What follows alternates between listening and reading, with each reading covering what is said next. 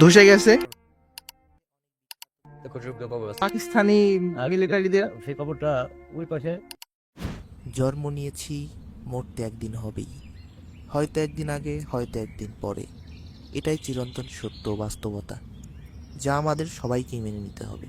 ফরিদপুরের বুকে এমন একটি স্থান আছে যেখানে প্রতিটি মানুষের জীবনের শেষ অধ্যায়ে স্মৃতির বাহক, যা প্রকৃতির মাঝে নীরবে নিভৃতে চিরস্থির চিত্তে দাঁড়িয়ে আছে। হাজার লাখো মানুষের জীবনের শেষ ঠিকানা ফরিদপুরের প্রাণকেন্দ্রে অবস্থিত এই আলিপুর গোরস্থান।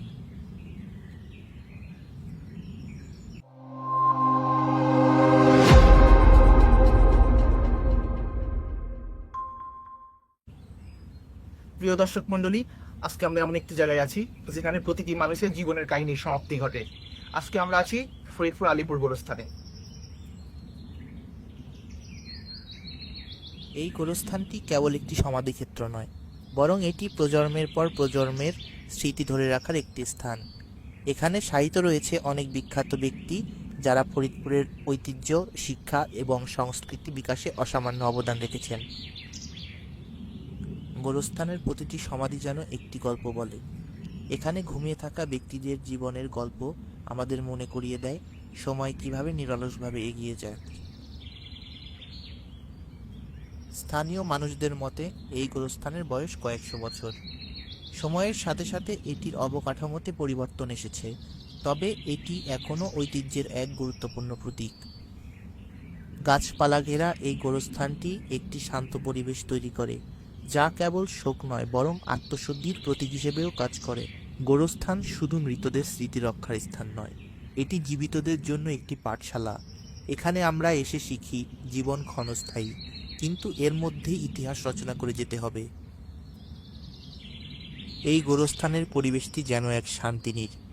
গাছগাছালির ছায়া ঘেরা প্রতিটি কবর নিজের মতো করে গল্প বলে।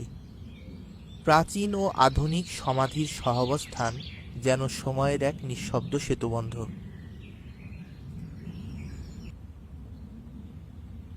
এটা মানে এখানে আনুমানিক কত কবর আছে? এখানে আনুমানিক খবর আছে আপনি 1 ফুটের উপরে। এটা আমাদের বাপদাদা থেকে শুরু করে 1 ফুটের উপরে খবর আছে। এখন বর্তমান আছে যেগুলো আছে প্রাচীন গ্লোবে, তাতে 1,00,000 আছে। আর প্রথম 4-5টা তুমি দাপন দাদার উপর ফোকস এবার আমরা দিতেই পারি না। 1 বছরের পর পর ভোট দেওয়া হইতেছে, পরিস্থিতি বুঝা। আচ্ছা, তো এইটার মানে এই যে কবরের যে এরিয়াটা, এটা কতটুকু এরিয়া আছে? এরিয়াটা কত অনেক আছে এটা বলতে পারবো না, এটা সঠিক আমরা থাকতে যা কারণে আমার প্রতি সব পরসবাই তো, আর এমনি আত্মীয় পরসব। আচ্ছা, প্রতিদিন আনুমানিক এখানে প্রতিদিন আনুমানিক প্রায় 4-5টা করে দেখো না, 4-5টা করে প্রতিদিন? আচ্ছা, মানে এটার শুরু কখন হয়েছিল এরকম? এটাই শুরু হয়েছিল আমি খবর পাইছি 36 সালের খবর পাইছি, 31 সালের খবর পাইছি। আচ্ছা, 135 খবর দেখলো এটা মেমপ্লেট আছে 31-36। আচ্ছা বলতে আচ্ছা, এখানে আমার জানা মতে পাকিস্তানি মিলিটারিদের সেই খবরটা ওই পাশে হোটেল লাইকের খবরটা চিহ্ন নাই খবরের। পৃথক হয়ে গেছে। আচ্ছা আচ্ছা পৃথক হয়ে যাওয়ার পর ওটার পর আর কি খবর আমাদের জায়গা সংকটের পর ওখানে আর কি খবর দেওয়া হয়েছে। আচ্ছা, যে হেলিকপ্টারটা বিধ্বস্ত হয়েছিল, হেলিকপ্টারটা বিধ্বস্ত ছিল, এটা 36 সালে ওখানে আছে হেলিকপ্টার, ওই খবরটা আচ্ছা আচ্ছা, ওইটা হলো পুরো কয়লা হয়ে গেছিল, পুরো কয়লা হয়ে গেছিল। 17 জন হয়েছিল পুরো ছিল। আচ্ছা আচ্ছা, আমরা আর কি দায়িত্বে থাকা ব্যক্তির দেখানো পথ অনুসরণ করে আমরা চলে যাই পুরনো কবর দুটির কাছে।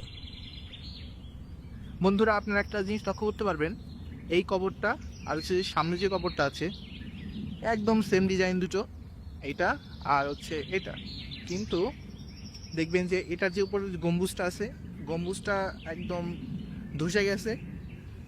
কিন্তু আমি একটা জিনিস খেয়াল করেছি, সেটা হচ্ছে এটার যে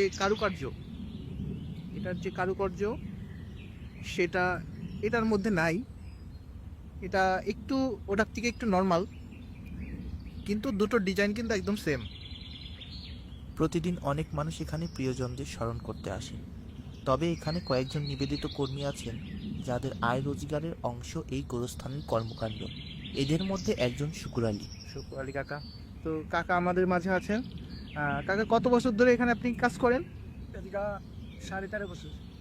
আচ্ছা, আপনি এই পর্যন্ত মানে কতগুলো কবর মতন? ওই আমার আমার কাছে নাই 13.5 বছর মেলা কবর করছি, মানে 20-30 হাজারের উপরে? বেশি হয়েছে।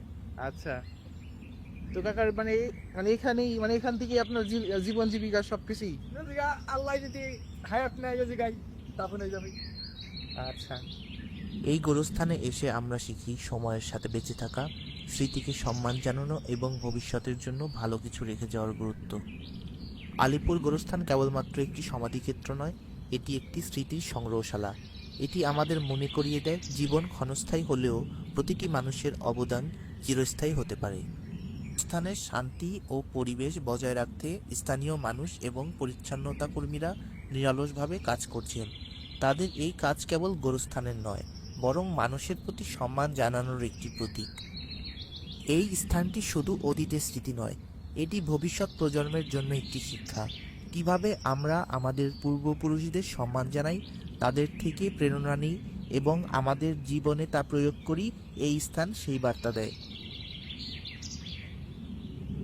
আমাদের জীবনে সময় যেমনই কাটুক না কেন, এই ধরনের স্থানগুলো আমাদের মনে করিয়ে দেয় অর্থ সম্পদ বা রূপলাবণ্য এগুলো অস্থায়ী। জীবন শেষ হলে শুধু কাজ আর অবদানই থেকে যায়। এই পৃথিবী ছেড়ে যাওয়ার পর আমাদের শুধু স্মৃতিই বাকি থাকে। তাই চলুন জীবনে এমন কিছু কাজ করি যা আমাদের প্রিয়জনদের মনে চিরকাল বেঁচে থাকে।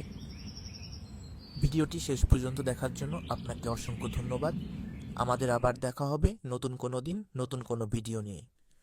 আজকের ভিডিওটি যদি আপনার ভালো লেগে থাকে তাহলে লাইক, শেয়ার এবং কমেন্টে আপনার মতামতটি লিখুন এবং অনুপ্রেরণা দিয়ে পাশে থাকুন।